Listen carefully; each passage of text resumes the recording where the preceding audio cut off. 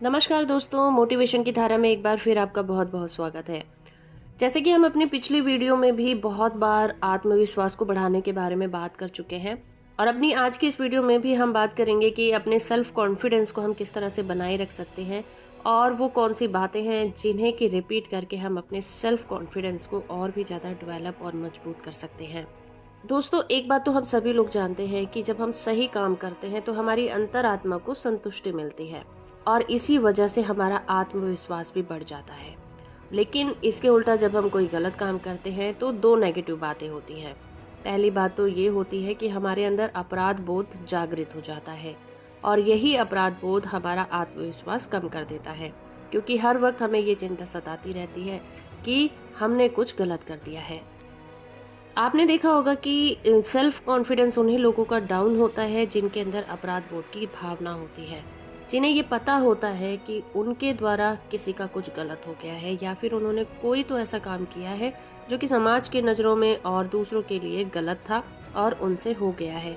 जब उन्हें ये बात रियलाइज हो जाती है, उनके अंदर अपराध बोध की भावना जागृत हो जाती है, क्योंकि उनके अंदर उस चीज़ को एक्सेप्ट करने की हिम्मत नहीं रहती, जिसकी वजह से उनका आत्मविश्वास डाउन होने लग जाता है। और दूसरी नेगेटिव बात हमारे अंदर ये होती है कि देर सवेर जो हमने गलत काम किया होता है उसके बारे में लोगों को जानकारी मिल जाती है, और जब लोगों को इस काम के बारे में पता चलता है तो उसका भी हमारी लाइफ पर बहुत ही बुरा इफेक्ट पड़ता है।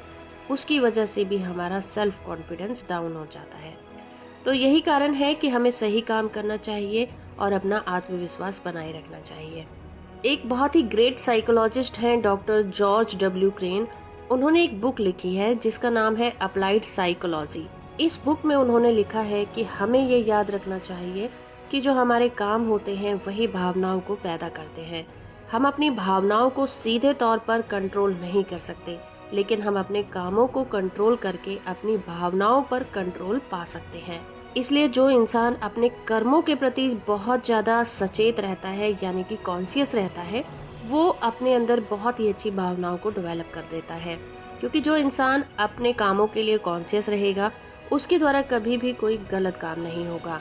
अगर किसी इंसान के अंदर अपने जीवन साथी को खो देने का डर है या अपने बॉयफ्रेंड या गर्लफ्रेंड को खो देने का डर है, तो उसे अपने पार्टनर की सच्चे दिल से तारीफ करनी चाहिए, उसकी छोटी छोटी चीजों को एंजॉय करना चाहिए, अपने प्यार को जताते रहना चाहिए। उसके इस काम की वजह से उसका वो डर उसके दिल से निकल जाएगा जो हमेशा उसे खोने का उसके दिल में सताता रहता है, और इसकी वजह से दूसरे पार्टनर के दिल में भी प्यार की भावना जागृत हो जाती है। साइकोलॉजिस्ट का भी कहना यही है कि हम अपनी बॉडी की एक्टिविटी में बदलाव करके अपनी भावनाओं को और अपने रवैये को बदल सकते हैं। फॉर एग्जाम्पल, आप अगर उदास हैं और आप मुस्कुराने की कोशिश करते हैं तो आप सचमुच मुस्कुराने लग जाएंगे। अगर आप अपनी बॉडी को झुकाने की बजाय तनकर चलते हैं तो आपका जो बॉडी पोस्चर होगा वो एक दिन इसी तरह का बन जाएगा।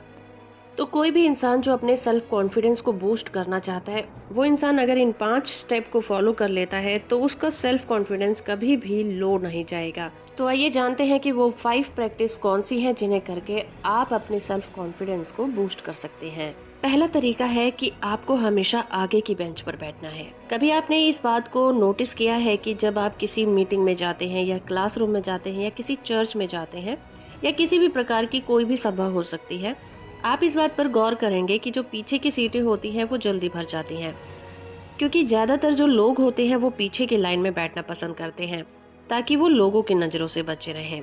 और वो लोगों की नज़रों में आने से इसलिए बचना चाहते हैं क्योंकि उनके अंदर आत्मविश्वास की कमी होती है। तो आप याद रखिए कि आगे बैठने से हमारा आत्मविश्वास बढ़ता है। आपको इसकी प्रैक्टिस करनी होगी। तो आगे से आप ये रूल बना लीजिए कि आप जितना आगे बैठ सकते हैं आपको उतना आगे बैठना है। और इस बात में कोई भी दो राय नहीं है कि जो व्यक्ति आगे बैठते हैं उनके ऊपर ज्यादा नजरें होती हैं, पर जो आगे बैठते हैं उन्हें सफलता भी पीछे बैठने वाले लोगों की तुलना में जल्दी मिलती है। दूसरा काम आपको ये करना है कि नजरें मिलाकर ही दूसरों से बात करनी है। कोई भी व्यक्ति किस तरह अपनी आंखों को यूज करता है, इससे भी हमें उसके बारे में बहुत सारी इन्फॉर्मेशन मिल सकती है। अगर कोई व्यक्ति है जो आपकी आंखों में देखकर बात नहीं करता है तो आपके मन में उसी वक्त ये सवाल आ जाता है कि वो व्यक्ति क्या छुपाने की कोशिश कर रहा है, वो व्यक्ति किस बात से डरा हुआ है, या फिर वो व्यक्ति कहीं मुझे धोखा तो नहीं देना चाहता। तो नजरें मिलाकर बात ना करने से हम उस व्यक्ति के इरादों पर शक करने लग जाते हैं। आमतौर पर जो लोग आई कांटेक्ट नहीं बना पाते, उससे दो बातों का पता चलता है। पहली बात तो उस व्यक्ति की ये पता चलती है कि वो व्यक्ति हमारे सामने आने में अनकंफर्टेबल महसूस कर रहा है। उसके अंदर हीन भावना बहुत ज्यादा है और वो हमसे डरा हुआ है। दूसरी बात ये कि उस व्यक्ति का आई कांटेक्ट ना करना ये भी दर्शाता है कि उसके अंदर किसी तरह का अपराध बोध है। वो अपने बारे में कुछ ऐसी बात छुपाना चाहता है जो नहीं चाहता कि दूसरों को पता चले। इसलिए वो डरता है कि नजरें मिलाकर बात तो उसके दिल की बात किसी को पता ना चल जाए। तो आपको ये बात याद रखनी है कि जब आप नजरें मिलाने से बचते हैं तो आप अपने सामने वालों पर अच्छा इम्प्रेशन नहीं डालते। आप उन्हें बताते हैं कि आप डरे हुए हैं, आपके अंदर सेल्फ कॉन्फिडेंस की कमी है। तो इस डर को जीतने का यही तरीका है कि आप सामने वाले से नजरें मिलाकर बात करें। नजरें मिलाकर बात करने से सामने वाले व्यक्ति को ये मैसेज जाता है कि मैं एक ईमानदार और सच्चा इंसान हूँ और मैं जो कह रहा हूँ उसमें पूरी तरह से आप यकीन कर सकते हैं और मैं आत्मविश्वास से पूरी तरह भरा हुआ हूँ। तो जब आप दूसरे व्यक्ति की आंखों में देखकर बात करते हैं तो आपके अंदर सेल्फ कॉन्फिडेंस बूस्ट हो जाता है। अपने कॉन्फिडेंस को बढ़ाने का तीसरा तरीका है दूसरों की चाल से 25% तेज चले। अब तेज चलने का क्या लॉजिक है? आपने लोगों को हर जगह चलते हुए देखा होगा। बड़े बड़े साइकोलॉजिस्ट कहते हैं कि जो झुकी हुई मुद्राओं में होते हैं, जो सुस्त चाल में चलते, वो अपने बारे में ये बताते हैं कि वो किसी न किसी बात को लेकर परेशान है या फिर उनके अंदर हीन भावना है।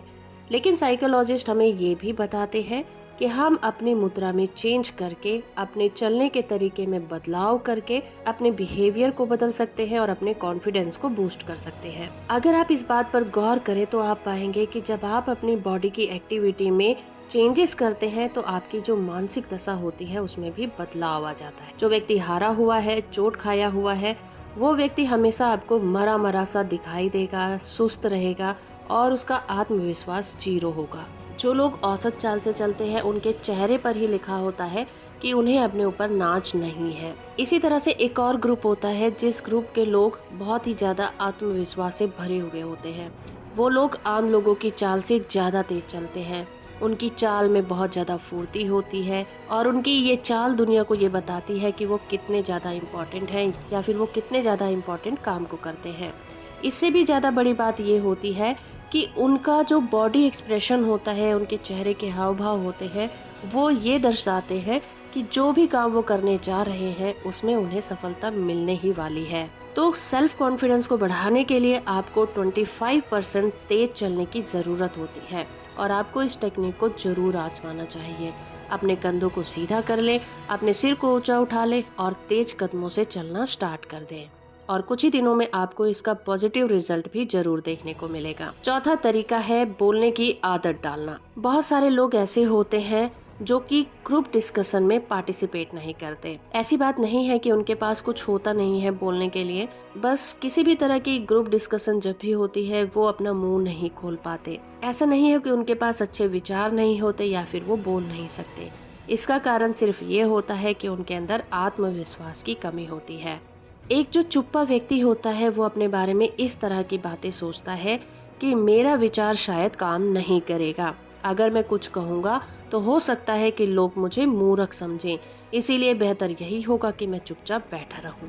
इसके अलावा ग्रुप के बाकी लोग मुझसे ज़्यादा बेहतर हैं। मैं दूसरों के सामने यह जताना नहीं चाहता कि मैं कितना नासमझ हूँ या फिर मैं कितना बेवकूफ़ हूँ। और इसका रिजल्ट ये होता है कि जितनी भी बार ये चुप्पा व्यक्ति बोलने में असफल रहता है, उसका सेल्फ कॉन्फिडेंस उतना ही ज़्यादा गिरता चला जाता है। और इसका रिजल्ट ये होता है कि वो कभी भी किसी भी ग्रुप डिस्कशन का पार्ट नहीं बन पाता। इवन वो अपने विचार भी दूसरों के सामने सही से नहीं रख पाता। तो पॉजिटिव पॉइंट ये है कि आप जितना ज़्यादा बोलते हैं आपका सेल्फ कॉन्फिडेंस उतना ही ज़्यादा बढ़ता जाता है और आपके लिए अगली बार बोलना उतना ही ज़्यादा आसान हो जाता है। इसलिए बोलने की आदत डालें, क्योंकि सेल्फ कॉन्फिडेंस बढ़ाने के लिए ये जो आदत होती है, सेल्फ कॉन्फिडेंस बढ़ाने के लिए ये जो बोलने की आदत होती है ये विटामिन की तरह काम करती है। आप ये नियम बना लें कि कोई भी ओपन मीटिंग होगी तो आप वहाँ बोलेंगे। आप जिस भी बिजनेस मीटिंग में जाएंगे या किसी भी ग्रुप डिस्कशन का पार्ट बनेंगे, कुछ न कुछ आप बोलेंगे जरूर। आप अपना सुझाव जरूर देंगे या फिर कोई सवाल जरूर पूछेंगे। इससे आपके अंदर की जो झिझक है वो कम हो जाएगी।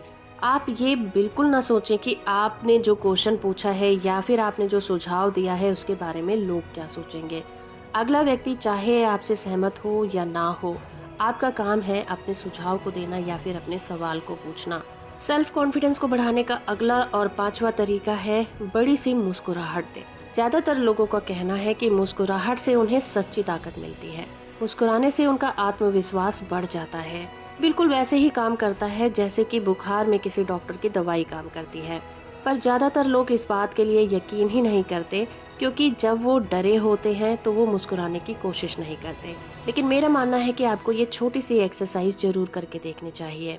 जब आप हारा हुआ महसूस करें तो एक बड़ी सी मुस्कुराहट। मुझे पता है कि एक साथ एक ही समय में दो एक्सप्रेशन देना बहुत ही मुश्किल होता है।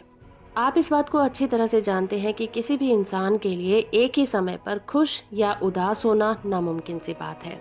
इसीलिए कहा जाता है कि जब भी आप लो फील करें, जब भी आप हारा हुआ महसूस करें, तो मुस्कुराने की कोशिश करें। जब आप मुस्कुराने की कोशिश करते हैं तो आप सचमुच ही मुस्कुराने लग जाते हैं और आपकी जो नेगेटिव फीलिंग होती है उसी वक्त मर जाती है। क्योंकि एक सच्ची मुस्कुराहट सिर्फ आपके आत्मविश्वास को ही नहीं बढ़ाती, बल्कि आपके मन में छुपी हुई बुरी भावनाओं को भी पूरी तरह से हटा देती है। और एक सच्ची मुस्कुराहट से लोगों का जो विरोध होता है आपके लिए, वो खत्म हो जाता है। अगर आप सामने वाले को एक बड़ी सी सच्ची सी मुस्कुराहट देते हैं तो सामने वाला व्यक्ति अगर आपसे गुस्से में भी होता है तो वो भी मुस्कुराने पर मजबूर हो जाता है या फिर आपकी मुस्कुराहट के आगे अपने घुटने टेक देता है। The magic of thinking big के राइटर एक एग्जाम्पल देते हुए कहते हैं कि एक बार वो रेड लाइट पर खड़े थे और ग्रीन लाइट होने का वेट कर रहे थे। तभी उनके पीछे से भड़ाम की आवाज आती है। उन्होंने देखा कि उनके पीछे वाले ड्राइवर का पैर ब्रेक से हट गया था। उन्होंने देखा कि उनके पीछे वाले ड्राइवर ने उनकी गाड़ी के बम्पर को जोर से टक्कर मार दी थी। ऑथर ने मिरर से देखा कि वो बाहर निकल रहा था तो ऑथर भी बाहर निकल गए।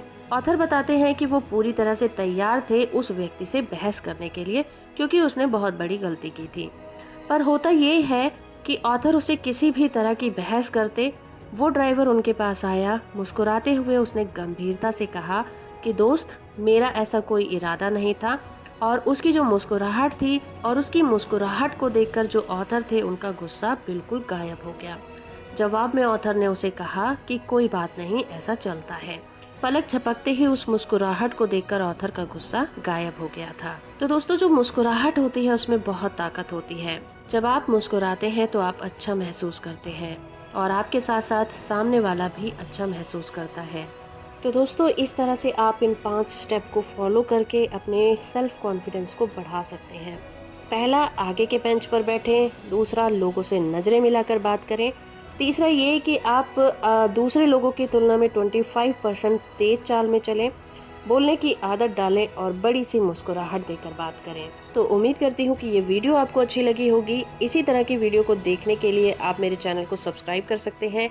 वीडियो को लाइक और शेयर करना बिल्कुल मत भूलिएगा।